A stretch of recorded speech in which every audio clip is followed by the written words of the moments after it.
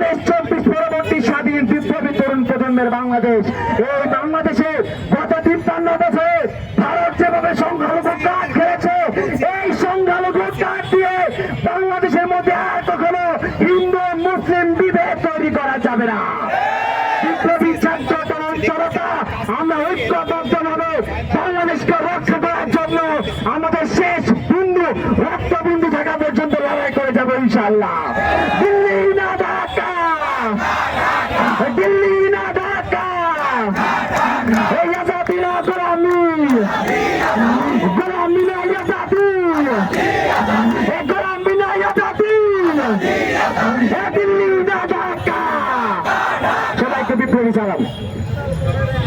বন্ধুগণ, ঘরের বাইরে থাকুন, সীমানার বাইরে থাকুন, যদি সীমানা দিয়ে পা গলানোর চেষ্টা করেন, মনে রাখবেন বাংলাদেশের প্রত্যেকটা মানুষ জেগে আছে। বাংলাদেশের প্রত্যেকটা মানুষ রক্তের একটা বিন্দু থাকা পর্যন্ত দিল্লির আধিপত্য মেনে নেবে না, নেবে না, নেবে না। ইনকিলাব জিন্দাবাদ।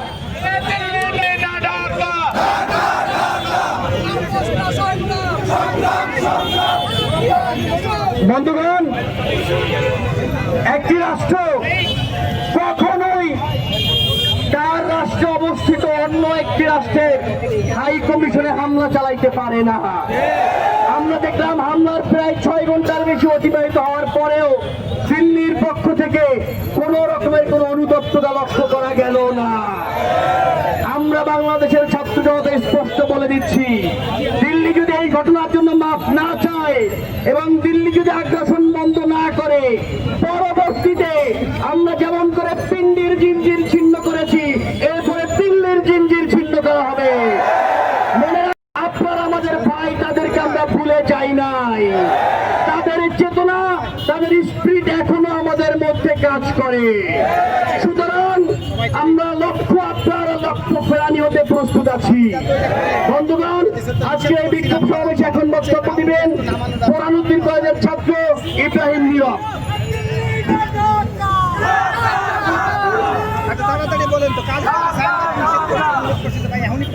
বন্ধুগণ, আজকে ভারতের আগরতলায় আমাদের উপ হাই কমিশনের উপর যে হামলা হয়েছে, সেটা আমাদেরই আঘাত, আমাদের উপরে আঘাত করেছে ভারত।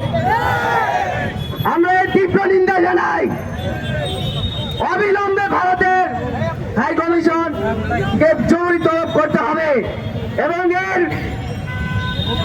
এই অন্যায় ঘটনার দ্রুত বিচার করতে হবে।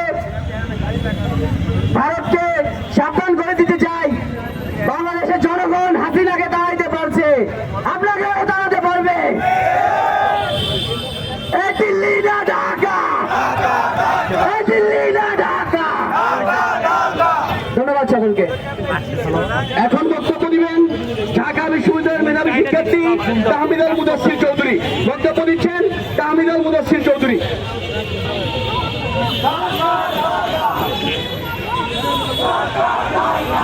ঐতিহাসিক জিয়াউদ্দিন বারানী বলেছিলেন, বাংলা হচ্ছে বলগাতপুর, মানে বিদ্রোহের নগরী।